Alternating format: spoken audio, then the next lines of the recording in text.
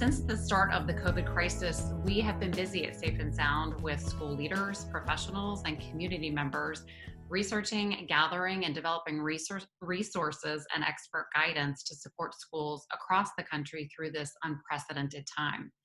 We gathered our community in discussion through our spring web chat series, Tuesdays at the Table, our new podcast, The Sound Off, and our focus groups of stakeholders from parents to students, school leaders to teachers, public safety, mental health, security, and health professionals to examine the pressing issues affecting our school communities. The result, our Return to Learn series, designed to help us all dive a little deeper and work a lot smarter as we prepare for the start of another challenging school year. Founded by parents who lost children at Sandy Hook School, Safe and Sound Schools is a national school safety advocacy and resource center that provides research-based tools and support for crisis prevention, response, and recovery, with the goal of protecting every school and every student every day. Visit us at safeandsoundschools.org to learn more about our mission and support our work in schools and communities across the country. Before I bring in today's expert panel, I want to present our supporting partner, Raptor, whose support has made this critically important webinar possible and free to our national community. With us from Raptor is our friend, Jim Besterman, CEO of Raptor Technologies. Thank you so much, Jim, for being here and for your longstanding partnership with us at Safe and Sound Schools. Thank you. We were lucky enough to have you join us recently in a discussion about safety and security. And I just got to chat with you last week on another panel, but for those of us today, those of us with us here who don't know Raptor, can you tell us a little bit about the work that you do to support safe and sound school communities? Sure, absolutely. So we do work with SROs and school police across the United States, which we love doing day in and day out. So Raptor serves about 33,000 K-12 schools across the U.S., every type of school from the top 10 largest districts down to single school districts and everything in between. We serve them with safety software solutions, basically built on one platform, but there's three different software solutions. One is visitor management. So instead of using pencil and paper to track people coming in and out of the building, doing it electronically, which allows you to run instant checks like an instant sex offender background check, an instant check for custody issues, ban visitors, ban ex-employees, things like that. So that's our visitor management side of Raptor. We also have an emergency management side of Raptor where we work with a lot of school police and emergency response professionals within the districts. And that does everything from emergency preparedness, so drill management, to emergency response, so incident initiation for an emergency, accountability during an emergency of the status and location of students and staff, all the way through to parent reunification if you need to do an evacuation. And then our final solution is volunteer management, which basically does end-to-end volunteer management for schools, everything from the online application through to the full criminal background check on the volunteers, through to event management, reporting, etc. And I would also say that in these COVID days, like it or not, we've had to respond to the needs of districts across the country in the COVID days. So we have come out with COVID health screening that's built into the visitor management module, also contact tracing that's built into the visitor management module. And this month, we're actually going to be launching remote screening. So every morning sending out messages to parents and guardians before they send their kids into the school and doing the screening questions before they get on the bus, before they get in the car, before they arrive to the school. So that's going to be coming out this month. So that's what we do in a nutshell. It's busy over there. Yes, yes. We so appreciate everything you do, and especially the way that you have pivoted to meet the timely needs of our schools through this crisis. One of the things I think that's been so helpful, and we've heard from our school communities, you guys are in my kids' schools as well. So to hear how you have kind of taken advantage, leveraged a system that's already working in the schools, and added the layer that is COVID on top of that has been really well received. So thank you. Appreciate that. I'll tell you, we just launched the COVID screening questions that you turn on in the visitor management. We launched that about 3 weeks ago. We've had 2,400 schools turn it on. Yeah. And obviously, school hasn't really even started yet in most places, so it is pretty popular at this point. But thank you. We love working with you. We love working with Safe and Sound, and so thank you so much. It's a great partnership. Well, we'll have you back, Jim. You can take a little break, listen to the conversation, and I'll bring you back in at Q&A, because I know with all the work you do with SROs, there are going to be a couple things you want to add to the conversation. Thank you. Well, let's go ahead, guys. Let's get to it. If our panel would like to go ahead and turn their cameras on, I'm going to introduce each of you. We've got a great expert panel to tackle this big and very important topic. In fact, we were able to add a few more panelists to add even greater perspective to the conversation today. So I'm going to start in LA with Sergeant Rudy Perez of the LA School Police Department and NASRO. Thank you so much for joining us. I know it's a little early for you over there. Appreciate you doing this. And we've got Camden Larson, a current high school student in North Dakota and a FEMA National Youth Preparedness Council, and one of the leaders that we tap pretty frequently at Safe and Sound Schools. We were lucky to have Cam join us for several of our events this summer. Thank you for joining us again today, Camden. We've also got Officer Don Bridges, close to me in Baltimore, from the Baltimore County Police Department and NASRO leadership, of course. Thanks so much, Don, for joining us. We've got Katina White, one of our rock star teachers from Little Rock, Arkansas. Some of you may recognize Katina from one of our other sessions, Tuesdays at the Table, and she also participated in focus groups with us. So thank you, Katina, for joining us. I know you're busy. I think you're already back at school, right, Katina? And then we've got Dr. Melissa Reeves, former educator, school counselor, school psychologist, and associate professor at Winthrop University. Thank you so much, Melissa. And last but certainly not least, Corporal Pam Revels of Lee County, Alabama. Boy, that's a lot of syllables for me. And I know you were going to bring Aisha, one of your students, Pam. I'm sorry she had a work conflict, but I know that you can speak for her a little bit. The two of you have such a wonderful story to share. So thanks for being with us, everybody. Let's go ahead and start with a discussion about what is school-based policing and what the role of the school resource officer, or SRO, is. Each of the SROs that we have with us today serve in their communities first and foremost, but they all serve in leadership capacities for NASRO. So each brings us a really great perspective from very different parts of the country. So Rudy, I'd like to go ahead and start with you, if I may. Tell us, what's an SRO and how do SROs serve school communities? Well, definitely. Hi, good to see everybody on here and everybody that's logged on. It's a pleasure to be part of such an amazing organization. The life of an SRO, talking about an evolving world that we are just living in, right? The challenges that we are facing together as a community and as a country. I got to tell you, in 20 years of my law enforcement life, as I have friends as Pam and Don here, the common denominator is that 3 words, SRO, school resource officers. And in Los Angeles, we have the ability to have close to, as of this moment, 360 plus officers that get to service school-based policing. I truly believe it's relational-based policing, and that has to do with relationships with verified trust through community and student engagement. That right there is the key component of the basis of what school police officer is all about. It is totally not about waking up every day saying how many kids I can arrest, how many kids need to go to jail. That's far from what we are. It's early intervention, early prevention models that we can definitely engage in understanding the education process. If anything, I tell people one thing: being a cop in the education world has definitely been life-changing for me, because I've transformed my mind and my thinking of going, how do I get a kid to mentor, lead, and protect them as I safely walk them into graduation? And that's my heart. So I know it's your heart. It's one of the amazing things. The passion really comes out whenever you're talking about what you do, Rudy. So Don, Rudy touched on this a little bit, but can you tell us a little bit more specifically about what an SRO is not? Because I think that's going to be an important piece of our conversation today. Thank you so much.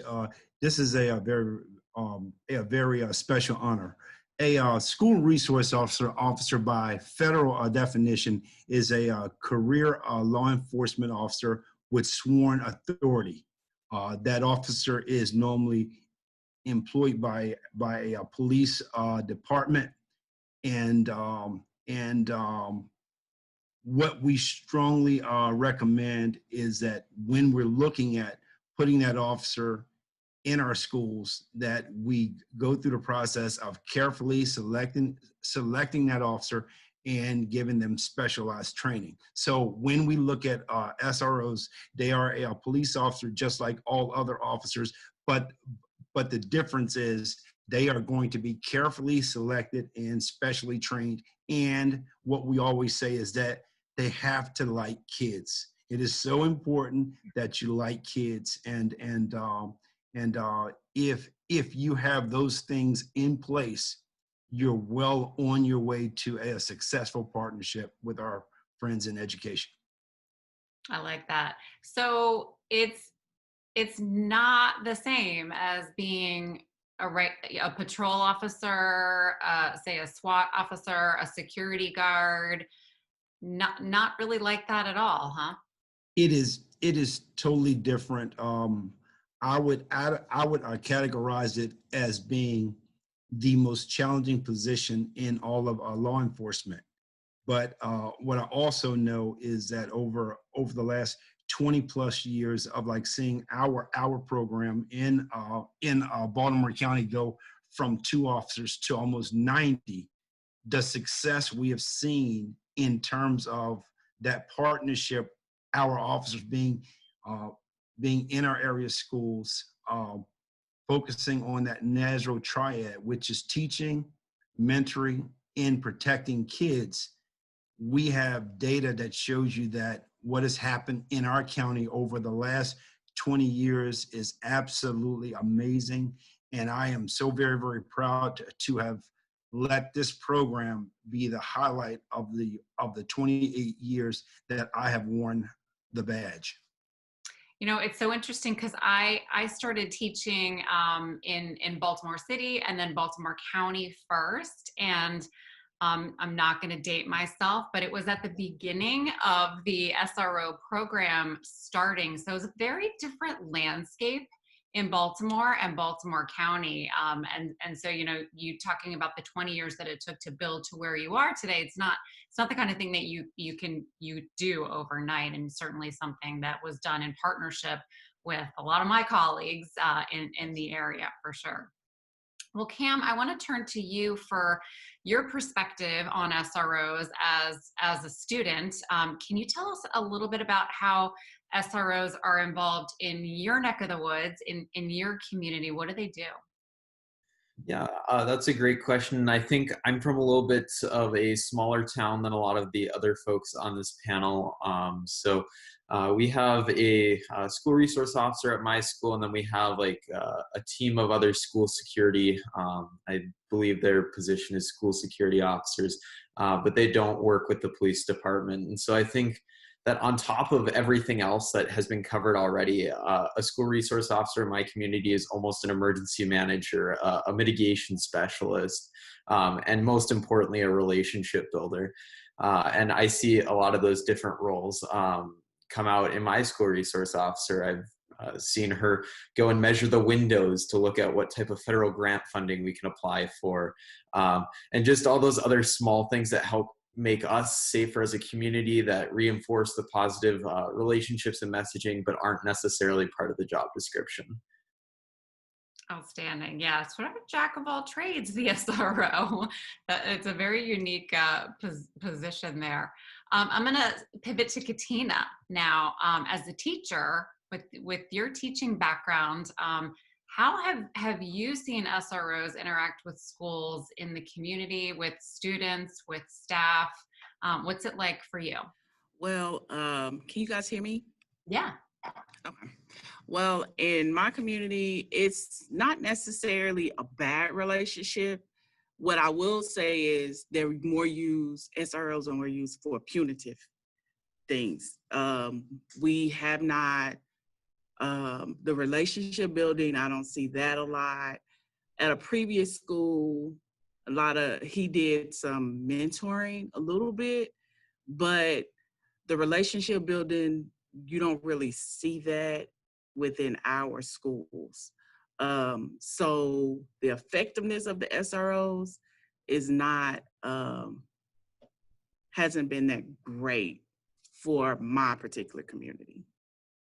Yeah, thank you for your honesty. I think, not all programs are alike, and certainly not all parts of the country are even utilizing the same training programs, are connected with other resources. And I think it's really important that we be able to take fair assessments in our communities and talk about where we see opportunities for change and growth, and build upon some of the things that are working. It sounds like maybe there's an attempt to get some of that relationship building and mentoring going in your community, but as you have heard from Don and from Rudy, and you'll hear from Pam, without that, it's pretty hard for the program to be successful, let alone effective in the community. So I want to turn to you, Pam, on that note, just to talk about what it's like in your community, and perhaps what it was like to try to get that off the ground, because you do got to start somewhere, right?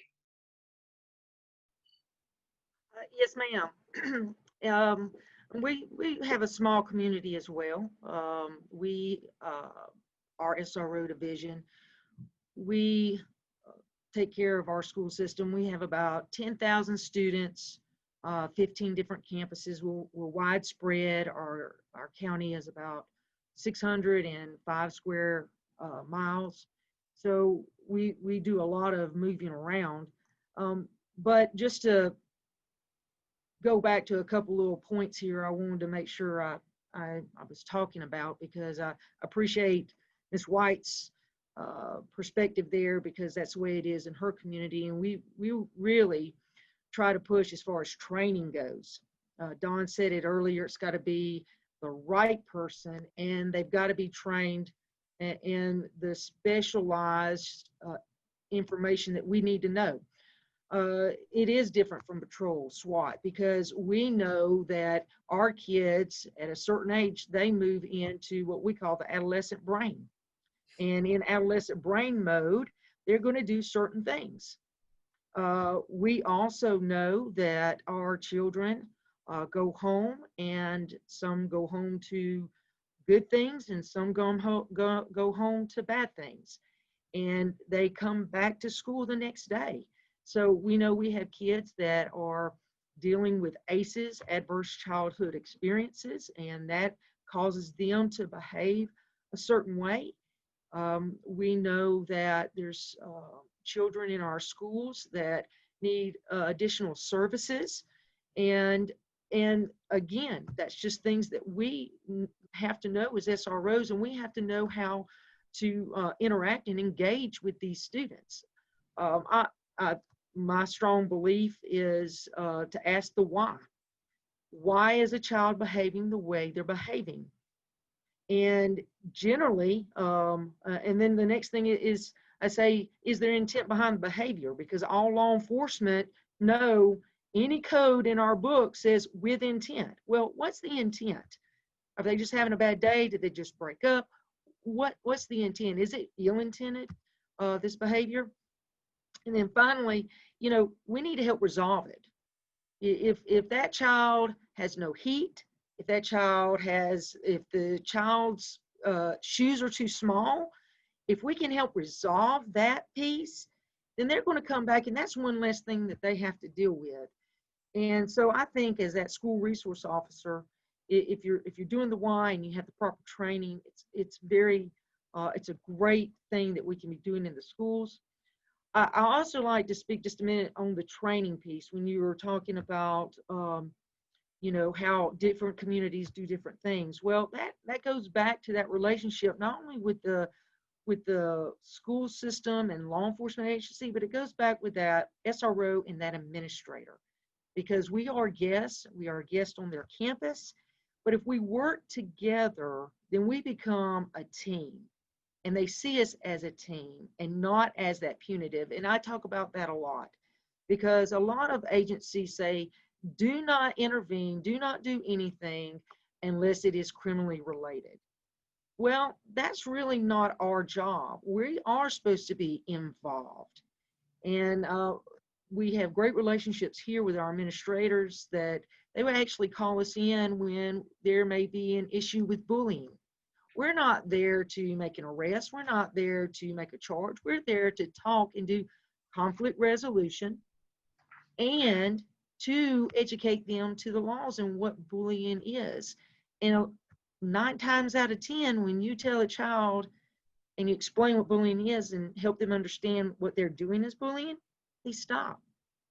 But you also help that other child become resilient. So you're working both ends of the spectrum.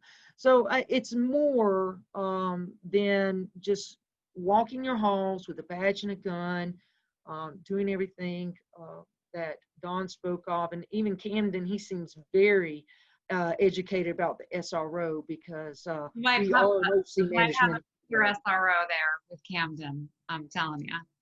Absolutely. Yes. Yeah. So lots of good points there, Pam. I think Katina mentioned a word that you know, I think kind of makes the hair on a lot of our necks go up a bit, and that's punitive. I'd like to toss that to you, Rudy, to address, because you know, when we were talking about what the SRO is and what the SRO is not, let's talk about that word punitive. How you know, when we interact, we do not have an administrator here on this call. And Melissa will chime in a little bit there. But from the educator perspective, Katina, Melissa, and myself, punitive is not a word that we want to hear hand in hand with SRO. Do you want to speak to that, Rudy, or are you being called away? No, I'm good to go. No, so definitely punitive is a word that we use. We don't like to use. I believe SROs shouldn't be used for a punitive aspect of it. There's a lot of challenges that are being done when you have when they are being used that way. And once again, Ms. White, I'm sorry that that's happened. And guess what? It's happening across the country. If we're not really honest with each other, then it's not. There's no purpose of getting together. The whole point is, how do we perform better? How do we perform better as a country? How do we perform as a state and local cities? So one thing that we've definitely engaged in conversation is, look, like Pam said, it properly selected, properly trained, and then I believe properly equipped. And that means, with the equipment, means, do you have the resources around you to bring in when these situations come into play? So simple conversation is an administrator using you in the wrong context. Sometimes you can be placed as a law enforcement officer. We don't walk around saying, here, use me as a disciplinarian. No, we get called. A lot of my guys get calls, and we get certain calls. Are we filtering those calls appropriately, right? Are we having administration dialogue with our principals or superintendents saying, let's not use our police officers as disciplinarians? That is a behavioral issue.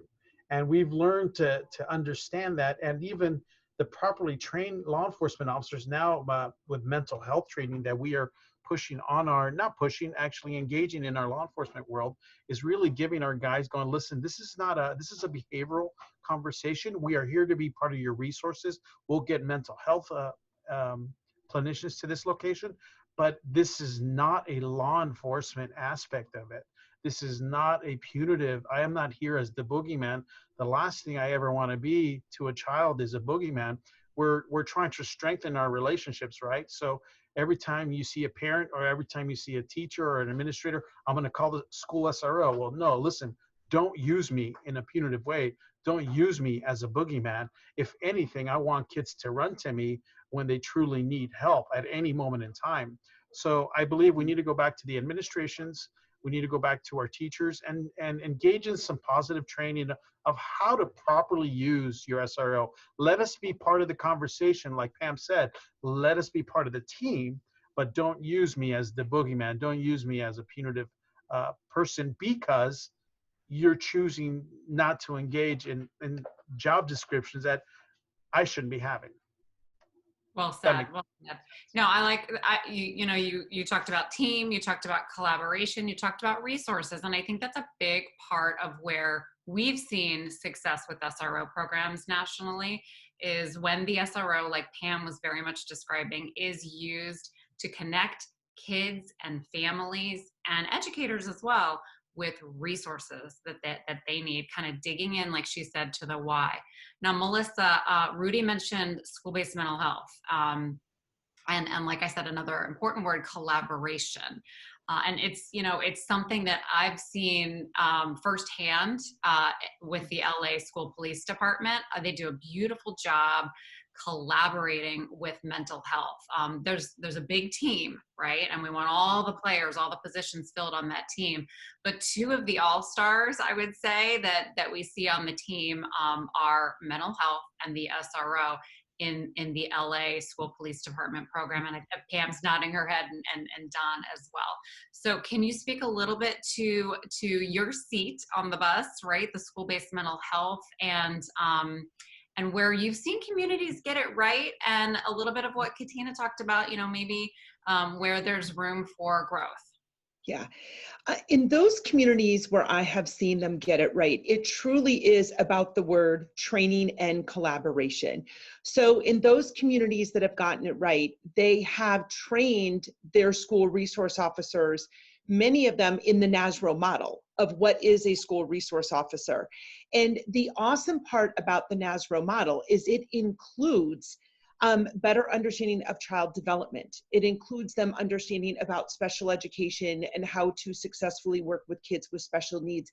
It has a really strong mental health component. It also is teaching them about trauma. And in many of the school districts that I've gone into and I have trained, the first thing I ask them is, are your school resource officers trained by NASRO? Are they specifically trained to be school resource officers? So many say yes. Some are like, what's that? And I'm like, you need to look into that, because truly, and Don mentioned this, and so did Rudy, they have specialized training working in schools, and they want to work in schools. And one of the things that the National Association of School Resource Officers have done is they have paired up with the National Association of School Psychologists. And I have personally been honored to attend their yearly meetings and providing feedback on what else do we need to include within this training? What are some of the challenges that we have in schools? And proactively, how can school resource officers collaborate with school mental health professionals? But it also goes back to, we have got to train our administrators, our superintendents, and our school boards on what a school resource officer is and what they're not. Because in places that get it wrong, what I have seen is they are used in a punitive way. The administrators call them in and actually expect them to arrest a student. And I've worked with many school resource officers that are like, I don't want to do that. But there's pressure to do that because we're all human. Sometimes when you're overwhelmed, the easiest solution is just to get the kid out of there. But school resource officers get labeled, they want to do that. In my experience, they've been put in that position because of a lack of training and understanding of those that are in leadership and authority positions within schools. The other piece of collaboration is we are not doing enough collaboration of engaging our school mental health professionals, school psychologists, school counselors, school social workers, and they should be meeting weekly with school resource officers and the school administrators and proactively discussing what's going on in our school. What's the climate and culture? Are we seeing some things start to bubble up that we could be more proactive with? And what I encourage administrators to do is, specifically, your school psychologists are trained in behavior. We are trained to think through the lens of a functional behavioral assessment. And Pam, you mentioned this. What's the function of that behavior? What are they trying to tell us through behavior? And consequences alone do not change behavior. We need to teach replacement skills. So instead of calling the school resource officer right away, quite honestly, the administrator should be calling the school psychologist or the school counselor and saying, here's what's going on. Let's look at this behavior and problem solve. And if we need the school resource officer to engage, then we're working as a team to help change the behavior and help them down a more positive pathway. We should not just be discussing punitive consequences. So we need a lot more training of all of the key stakeholders, and we need a lot more proactive collaboration, and we all need to use our skill sets together. When that's happening in those places, that's where we have really successful school resource officer programs. And I am really concerned about the pressure and, and the social media to get police out of schools. That is one of the most dangerous things we can do. But should we be analyzing our programs and saying what's working, what's not working, where can we improve? Absolutely. But they're a critical component to being proactive with kids and helping them stay on a more positive pathway. Wow, well said. And I do want to come back to the topic that you had mentioned about reducing and defunding some of these school resource officer programs. But before I do, Katina, you are nodding and nodding. I want to flip to you to just hear your perspective, because I know you as a teacher work hand in hand with school-based mental health, and I know what's in your heart and how you teach. So I'd love for you to just respond to what Melissa was saying. I agree with everything Melissa said about using mental health professionals, not just mental health professionals, but mental health professionals that have been trained and are culturally responsive to the group and the demographic that they work with and the community that they work with. We have to utilize those. I'll just tell you, just to be fully transparent,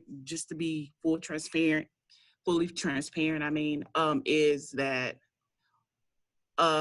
if there is a need for SRO in a school, most likely that community needs additional funding and resources. And so a lot of times I feel like we're putting Band-Aids on things, and we need to fix the injustice and not the kids. Sometimes it has to be a whole community aspect of it, including, in addition to the SRO in the schools, if that's what we want to do. So from my perspective, I'm looking at it from the relationship with police officers in the community and how that corresponds to the relationship with a police officer in the school. And if we have these whole relationships in the school, are they going to be relatable to the police in the community? And do the police are they having some type of deep, intensive training to police the community that those kids have to go? So Katina, you're raising, I think, a critical point for this moment in time, and we're just breaking up a little bit. So I apologize about the connection. When they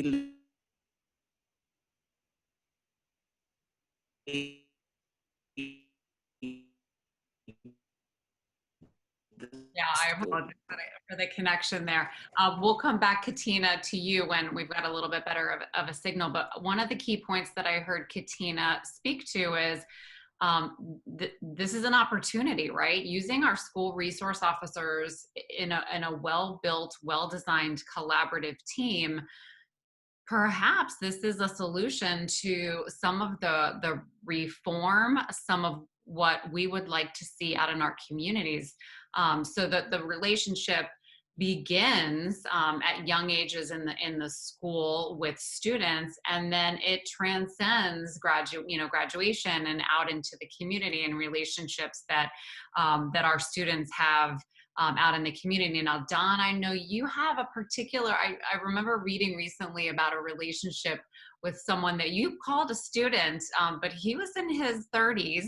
So I'd love for you to just kind of pick up where Katina left off there, talking about how those relationships with school-based officers can move out into the community and perhaps be the kind of the groundwork for some of the change we would like to see in community-based policing.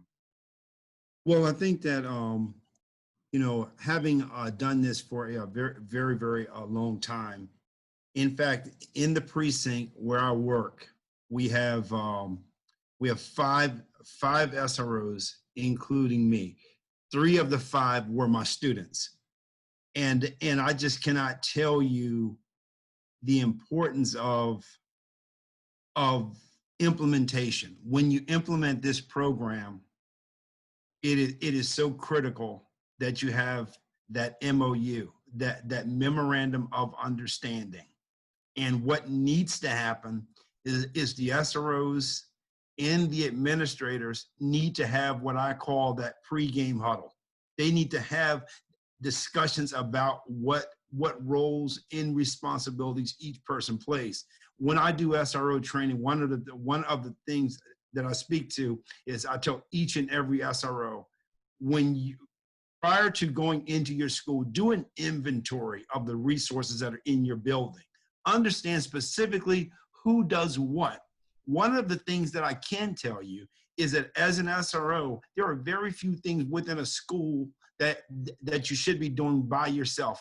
Most of what you deal with or function with within a school is going to be the C word, collaboration. You should be working in conjunction with the administrators, in conjunction with all of those service-based people that are in the schools. When we look at schools in this country, we are so very, very fortunate in that we have so many resources. The least of our schools have more than some of the schools that I have seen internationally. When we look at SRO programs that are in trouble, they're in trouble because they haven't had the proper training. They don't understand what the MOU is. It is not clearly defined. We have been very, very fortunate as an organization here at NASRO to start doing training in many of our urban cities. Rudy and I got the chance to travel out to Ferguson. We got the chance to also do training in Baltimore and in LA and in Atlanta. And what we saw was when those programs, in Chicago, how can I forget that one? What we saw was that those programs were long-running programs that never had training. That would be like Ray Charles driving Stevie Wonder down the Beltway. It is doomed for failure. So it is so imperative that we start these programs out the correct way by carefully selecting those SROs and giving them special training. This is unlike anything else that law enforcement has ever done. I said it earlier, and I will keep on saying it.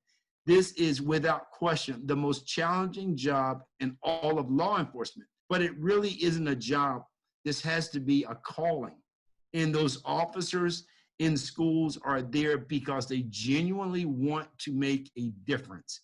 And I can tell you 20 years later, I could not be more proud of the 80 plus officers in our district that serve 115,000 students within our county. The results are amazing. But our school district, our leadership, always thought that it was important to invest in the training. You get what you pay for. If you don't give the guys the appropriate training, then in the end, unfortunately, students and communities suffer, and that is what we do not want to see. Yeah, you're absolutely right. Really, really strong points.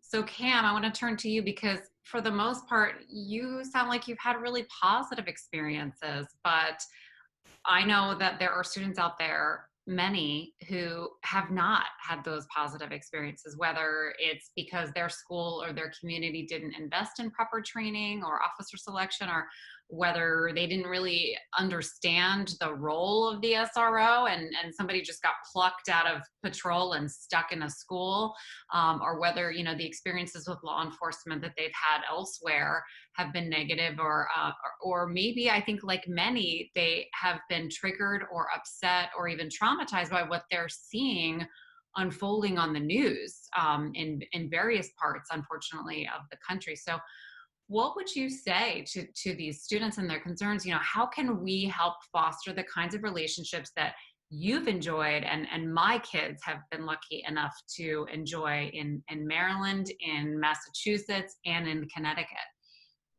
Yeah, so I just want to start with a disclaimer. Obviously, my experiences can't be representative across the nation about all the different complex issues and backgrounds that students have. And so I think it'd be unwise for me to try and provide one piece of advice or something of that sort. I want to say, though, from the school resource officer perspective, looking at what students are looking for and what has been successful in my community, is our school resource officers don't stop when school ends, especially at our middle school level.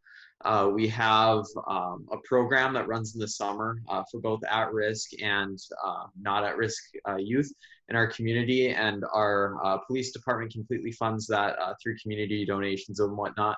And so they have two of their middle school level school resource officers running a program that focuses on community service. They run a community garden in the summer, and they take an opportunity to teach kids life skills and just the various aspects of what our community is and isn't, and what you know, being a young adult looks like in our community. And so I think that that's been a really successful program and implementation of both our Specialized Resources Bureau reaching out and meeting a unique need that is a very creative solution, I think. The other thing, kind of circling back to earlier, we were talking about making sure that we've got everyone on the bus that we need. I think that it's also important to realize when we need to add additional people to the bus. We were looking, one of my additional roles is as the student representative on our Substance Abuse and Prevention Coalition. And so we looked at the Youth Risk Behavior Survey, which is where I think a lot of school-based resources get information about how to direct funding and whatnot. And we saw that our citation rate for minors, for example, was much higher in substance use than it was in a lot of other areas, which makes a decent amount of sense given our area. And so what our school district was able to do is we were able to secure some federal funding to add a school-based addiction counselor. So we have an additional person on our team who their sole job is providing those services to students. Unfortunately, they're spread across 5 buildings, which makes their time relatively hard to come by. But that's just an example of where we can look, you know, and with this program, now we're in our 2nd year, and we've seen that in the buildings that she's at the most, that the rate of recidivism, right, that recitation rate of youth and substances has been cut drastically. And so that's an example of where we can solve an issue without necessarily using a law enforcement resource that many students might have had adverse reactions to or relationships with in the past, and add an additional trained person to our bus. I love that. It's about, you know, tapping the right, if we truly are working as a team, it's about, you know, tapping the right person at that moment for the student. Katina, it looks like we've got you back. So we lost you for a little bit there, and you were really talking about some important things. So I want to come back to you if you want to pivot off of what Cam has shared, but also maybe just pick up where you were, because we were all sitting on the edge of our seats. Okay. Where did it stop? Because I don't want to repeat myself, but it was basically yeah, you were talking about relationships, and you were talking about mental health and the importance of collaboration between mental health and educators and the school community.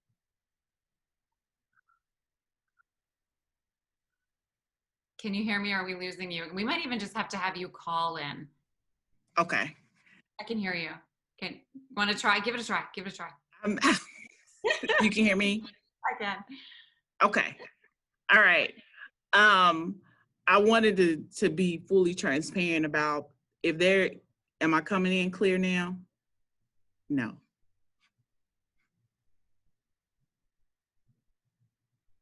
All right, we're going to come back to you, Katina. We're going to find a way. So I'm going to have you text with Alyssa to get the number to call in, because we really do want to hear what you have to say. So, Hey, Michele. yes. So, one of the things that I believe, one of the things we're working in LA, and I think you touched on it before, is our resource officers have to be trauma-informed response mentality.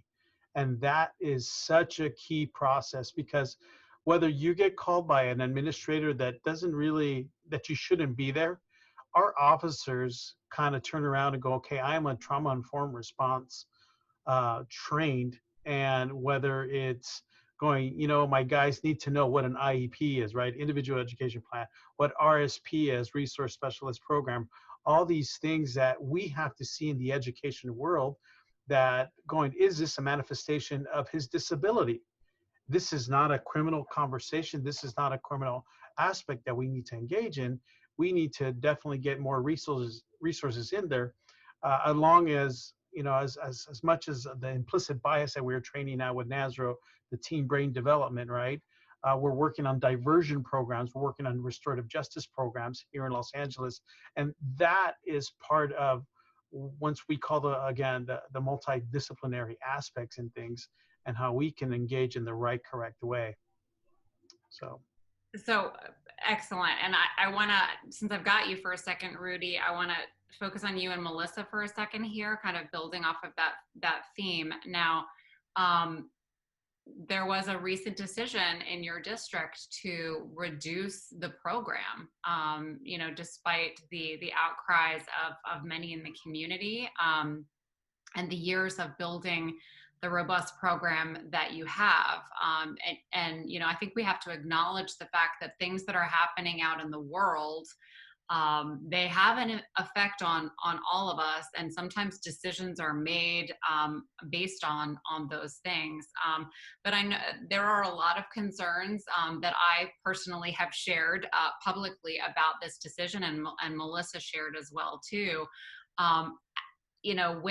With the resources being diminished for your program out there in LA, how are you going to pivot? How are you going to stay in touch with your kids through this time? How are you looking to continue to serve, basically? Well, that's definitely going to be one of those challenging moments. COVID right now is definitely hampering that conversation, because it's easy to make a decision when there's no school open. Look, I'll touch on this more of a personal basis. I became a school resource officer because my school resource officer, Victor Del Rio, which is still working here now with this department, and two of my classmates became cops with the LA School Police Department because of him. And there is definitely a mentorship process behind that. As an immigrant of this country, now wasn't born here, my family definitely understands two criminal justice systems. And those two criminal justice systems from Guatemala, where you don't have law enforcement, where you don't have first responders, where you don't have people, and truly a corrupt system, to coming out to the United States and seeing what the amazing thing is of going, what is 911? I have a 911. Wait a minute, a perfect stranger is going to run put his life or her life in danger for my life? Who does that? Well, guess what? The American spirit does that. And I've learned that, and that's why I've become a law enforcement officer, not only to be the difference during these emergency calls, but definitely be that person where numerous kids, I can tell you, go back and forth, are changing the atmosphere of we've become a better society with us. Now, we took a $25 million hit. Absolutely. That is going to come with a cost. And it's going to come with the cost somewhere. We don't know yet. Once again, that is going to reduce our services in other areas. I think we were talking about our PAMS program, our Explorers program, our wrestling, our football programs, all those might be on the chopping block at this moment, because it's just, the fact is we have to make sure we have the essential necessary workers that cover schools at the moment, and we can't do everything at the same time. So our mental health evaluation teams that are, it's the number one thing. We just created this in the school district. We actually have a police officer and a clinician that respond to a school when these things happen. What a amazing magic that is going on with that. Now that is jeopardized, and at this moment it's very scary to see when COVID leaves and the 135,000 emergency calls, that the 30 guns we recovered last year, that 150 mass threats, school mass threats that we've received are not going to go away. If anything, it's going to come back in a different form, or with some more serious repercussions because of COVID situations that we've seen, and the trauma that's created in our children. So I believe we need a team to come back, and a team that's going to be cohesive and working together. So those are the challenges that we're at right now. We don't know what the financial impact report's going to be. Keep your fingers crossed, and we just hope that there's a change of heart, change of mind here. Well said. And Melissa, I got to bring you in here. When Rudy talks about that response team, that crisis response team of like the Wonder Twins, right? You've got school-based law enforcement and school-based mental health, and hopefully many other people behind those folks from the different disciplines and perspectives like Cam was describing. But I want to flip to you to respond to what Rudy was saying. Yeah, using the Prepare School Crisis Prevention Intervention curriculum as a framework, yes, schools should have crisis teams that are trained and ready to respond to crises, but also schools should have what we call a safety team. And this is a multidisciplinary team that has your administrators, your school resource officers, your school mental health professionals, safety and security officers, if you have those, teacher representation, your specialized staff and support staff representation, a student representative, if appropriate, given the age group. And that safety team is looking at the comprehensive school climate and culture of your building, addressing both physical and psychological safety. So what we need is a team at every school, and also the support of a district level safety team, really doing some needs assessments. What are currently our greatest concerns given both physical and psychological safety, and how can we proactively work together? So a lot of individuals, on the panel have mentioned, trauma-informed care, culturally responsive and culturally sensitive training. All of those things, it's really part of the safety team that is saying, we need this and here's how we're going to do it.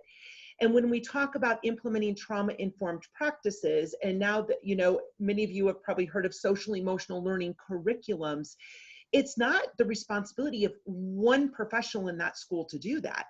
I love it best when our school mental health professionals are pairing up with the school resource officer and pairing up with the classroom teacher to do some social emotional learning lessons proactively. How do we teach those problem-solving skills, the conflict resolution skills? How do we develop empathy? How do we model as staff members that it's okay to disagree, but we need to do that respectfully? All of these things are part of that safety team, or call it your building leadership team, it doesn't matter. But the bottom line is you're looking at the big picture. You're looking at overall school climate and culture, and it's the multidisciplinary team working together to say, how do we address this within our school?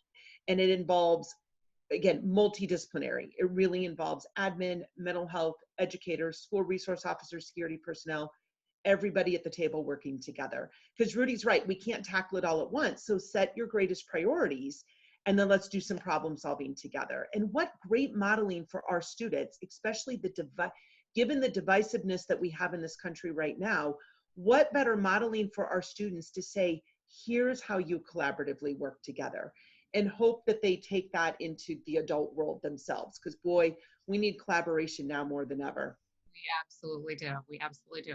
Katina, do we have you on the phone? we've got so many questions that I think we're gonna have to come back to the questions in blog format and publish, because there's just so many awesome questions. But Katina. All right, I think she's trying. Well, while we're waiting for her to call in, somebody was asking where Katina's from. She is from Arkansas. Some comments that are coming into, lots of positive feedback and thumbs up about the team approach, and how it's just so essential. I think too, that piggybacks a little bit on what everybody has been saying, but it's just too big and too important. Our kids are too important to put the safety of them as individuals or as the community on any one person's shoulders. Am I right? So that it can't just be the SRO, it can't just be the school psychologist or the school counselor. It can't be that we're just asking kids to speak up, or teachers to fill in the gaps. We really do all have to create that comprehensive safety net together. Let's see a couple other great questions here. Are you there? I think I can see her connecting to audio. Katina, are you there? Can we hear you? Wait, so many people want to hear what you have to say. Hello? I can hear you loud and clear. Speak.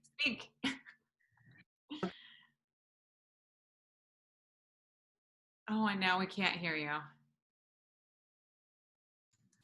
Can you hear me now? I could hear you for a second, crystal clear.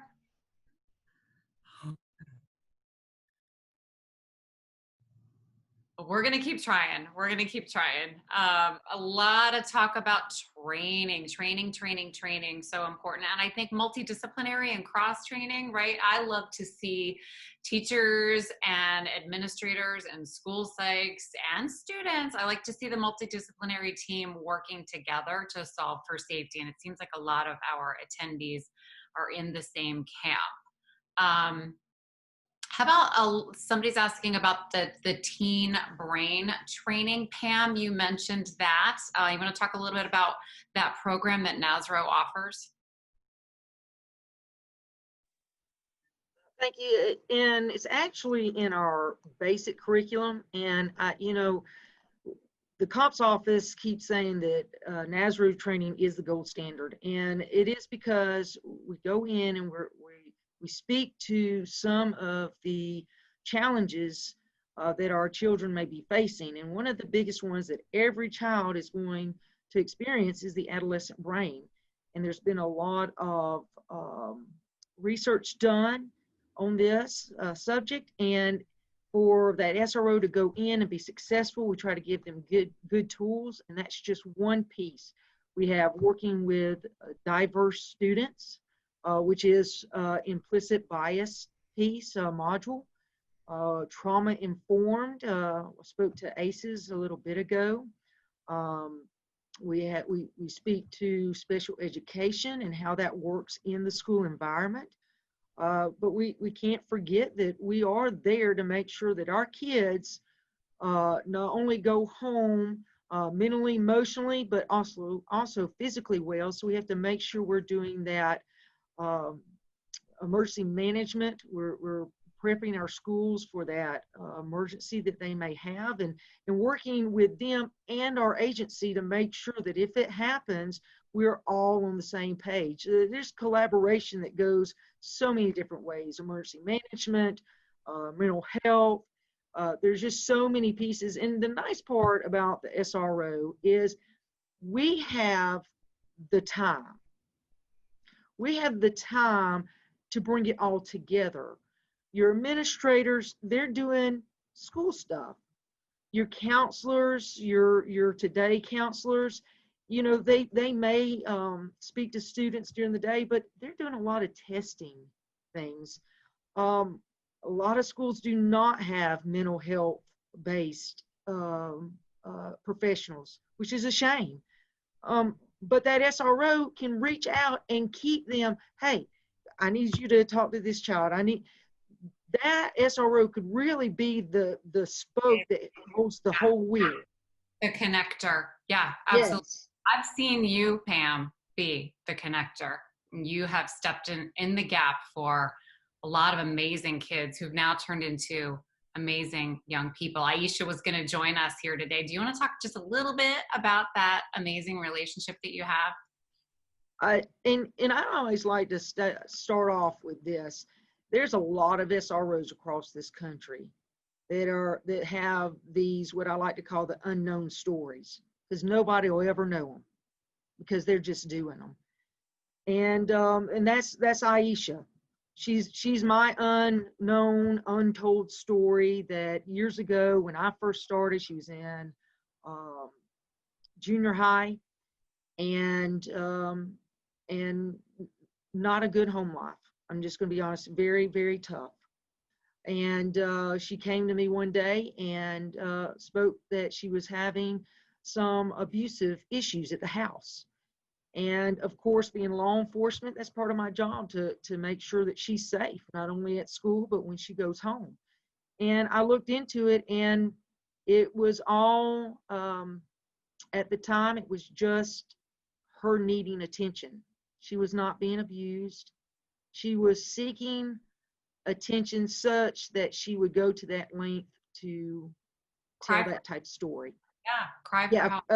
It absolutely. And so, getting down to the bottom of it, asking the why, what's the intent behind it, was no intent, just help me, help me, help me. And that was, hey, I've got to mentor this one. And it just thrust us forward into a very positive relationship. I helped her with her senior paper, helped her get a dress for prom.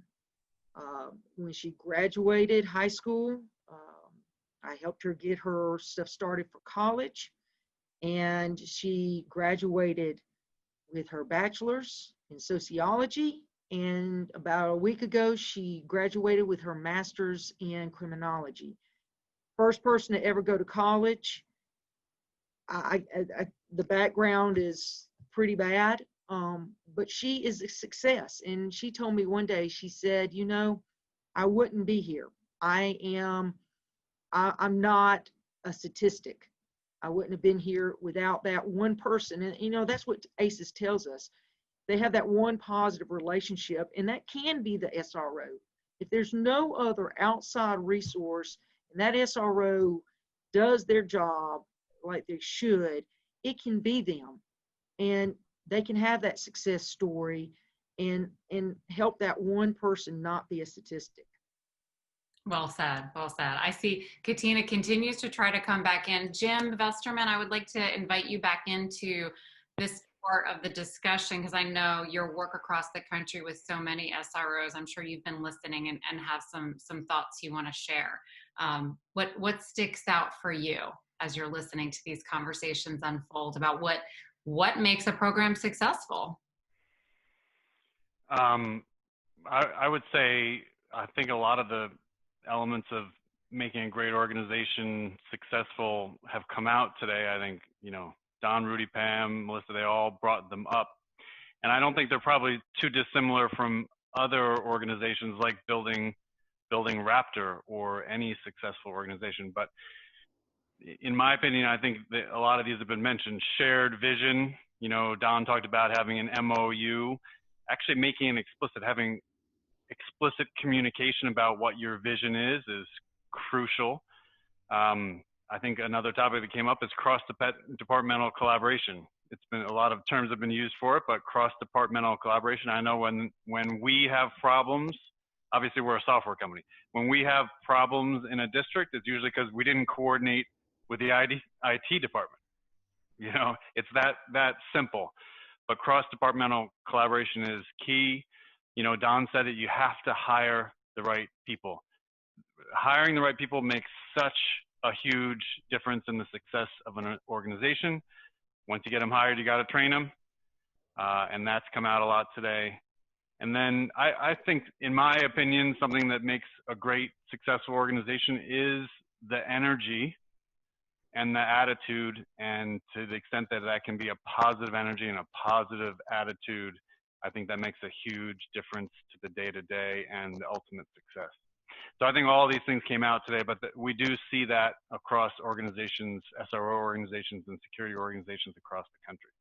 Absolutely. It takes good leadership, it takes the rules of the road, and it takes a lot of persistence. Somebody was asking in our Q&A, how have some of you overcome the challenge of the school administration using the SRO as the punisher? And I'm just gonna throw out that I think you guys answered that with training and with standing firm. You know, that's not my role in the community. That's not my seat on the bus. However, I'm happy to connect you. Let's dig into the why. Let's reach out to school-based mental health resources or community-based mental health resources if we don't have those. So just a lot of good comments about this collaboration, especially between the school resource officer and school-based mental health coming through. Here's an important one, and I know we're going a little over. If people have to drop off, that's fine. Y'all know that we record this and warehouse this on the website. So as long as everybody can stay, I'd love you to, but if you have to drop off, that's totally fine for our panelists too. But there's an important question that's come out about how does this discussion relate to the school to prison pipeline? And I'm an educator. Data is really important to me. I know it is to Melissa too, in a lot of the work that she does. So I want to bring this phrase back to data, and I want to address it from the standpoint of data. There is a powerful narrative out there about the concern of putting officers in the school community because it might increase arrests.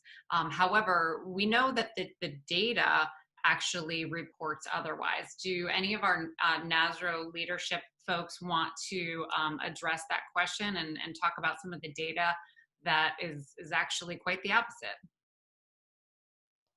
Sure, I'll take a stab at it first. So, you know, one thing that we definitely have in the NASRO side is the Protect and Educate information booklet. And if you go to the NASRO website, or actually if you just Google Protect and Educate, you will have a lot of information on there. You know, I don't know how the stigma got stuck to the school resource officer, to the school to prison pipeline, because once again, the officer gets called to a situation by a school administrator or a teacher, right? One thing in Los Angeles we are shifting is school to career pipeline, and we're using our Explorer program, whether they become, you know, future police officers, or where they just become productive citizens. That's one thing that we have shifted. The other aspect, a good resource that just came out, Dr. Bernie James, Education Policy and Law, is a phenomenal second edition that he just came out with. So maybe I'll just plug it in the question, the answer right there. I'll put it on there. Once again, it's Education Policy and the Law by Dr. Bernard James. Phenomenal person in understanding what it is to work with in the law and education environment. But I tell people this: it is not the law enforcement. We are not walking around saying, hey, you're going to go to prison. I'll even challenge somebody going, reality is, let's go find our ticket books in Los Angeles going, how many of these kids went to prison? And we can't find them. They didn't go to prison because the school resource officer. They didn't end up in prison for that. There was a whole other slew of things that maybe occurred in that person's life. But once again, it is unfair to say that. And I will go back to the one thing I keep saying. I know what it is to live in a country without police officers. And I keep telling my fellow friends, my fellow teachers, look, we're not a Gestapo. We are not a heavy-handed organization. We are here to mentor, lead, and protect. You have to be a warrior. You have to be a mentor, right? Whether it's two things, a warrior or a guardian. 99.9%, I'm a guardian. That's what I'm doing, right? A lot of people will turn around, and I'll kind of ask this question here about Alice and active shooter training. You got to be ready for all these situations. I can't tell you that Alice is the best. I can't tell you it's the worst. Sometimes you get the run, hide, fight. We say run, hide, stay alive. That's what we do. We say run, hide, stay alive. Do whatever you have to do. but to create capacity for your organizations, and you need to filter out whatever training that needs to come to your schools. If it's appropriate to use Alice, go ahead. If it's not appropriate, don't use it. But I always tell, understand what you're getting into before that. We are mentors, we lead, and we protect safely through graduation. Well said. Well, I think we maybe have to have this discussion again, come back to it. There's just way too much for us to try to pack into the time that we have. But I think I want to close with Camden. You know, you have, through the course of your experiences, and you're so well spoken. A lot of people have made comments about that, Camden. Just very impressed with you. But we do take a lot of inspiration from you, and I know that you have been inspired to head off in a direction that serves public safety as well. So I just wanted you to end us on a hopeful note and tell us about some of your hopes and dreams and where you think you might take your inspiration. Yeah, so as was mentioned at the start, I just finished up a 2-year term on the National Youth Preparedness Council, and my last 6 months was focused directly on school safety and how we can apply what we call an all hazards mitigation approach. And I think that that's something that's really important moving forward, is that we look at the school resource officer and our school safety teams, not necessarily in terms of the one event that I keep hearing mentioned about active shooter. In a reality for schools, in the studies that we've looked at and conducted, that's not going to be the most likely emergency that schools run into. And so ensuring that our school safety team, including our school resource officers, are prepared to handle the things that might happen more frequently, which by our analysis was hazmat situations or other conditions created by vehicles on roadways and whatnot. And so as we're moving forward as a community of people who care about students and school safety and moving forward, I think that it's going to be really important that we keep adding seats to the bus as we go along, keep working with our teachers, but more importantly, our students. I like to think that students are a great way to lessen the burden in emergencies. You can assign them simple tasks that keep you focused on things that you can't delegate other places.